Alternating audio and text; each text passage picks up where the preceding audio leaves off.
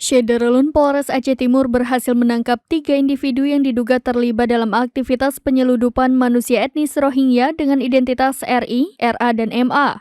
AKBP Andi Rahmansyah, Kapolres Aceh Timur dalam konferensi pers di Mapolres Aceh Timur pada Jumat 22 Desember 2023 menjelaskan bahwa ketiganya adalah warga etnis Rohingya yang mengaku berasal dari Cox's Bazar, salah satu kamp pengungsian di bawah naungan UNHCR.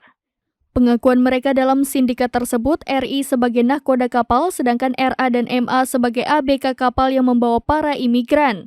Mereka dibawa oleh agen besar di Bangladesh berinisial AS, melakukan perjalanan dari Cox's Bazar ke kapal mereka dengan menggunakan kendaraan jenis Shinji, sejenis becak dengan perjalanan 2 jam menuju pantai, lalu melanjutkan perjalanan laut.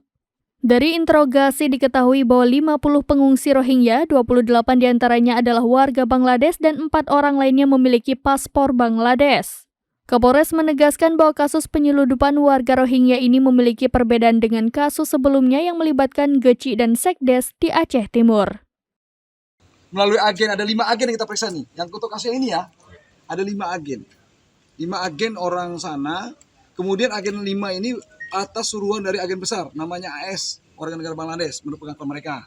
Mereka rekrut di sana, siapa yang mau berangkat, kemudian naik Shinji. Shinji itu kayak becak motor lah, becak motor, itu perjalanan 1 sampai 2 jam, 3 jam ya, 3 jam lah, 3 jam perjalanan sampai ke pantai. Dari pantai mereka menggunakan boat kecil untuk menuju pesawat, itu perjalanan sekitar 1 sampai 2 jam. Boat besar, kalau nggak salah saya ya. Dari boat besar itu baru mereka berlayar. Berarti ada kutipan dana Pak? Kan sudah saya sebutkan tadi, 100.000 daka, tapi itu DP, minimal 100.000 daka, 300, Pak. tapi aslinya 300.000 daka, ya sekitar 45 juta, 43 juta, 40 juta. Per orang itu Pak? Per orang. Dari Aceh Timur, Maulidi Alfata, serambinews.com.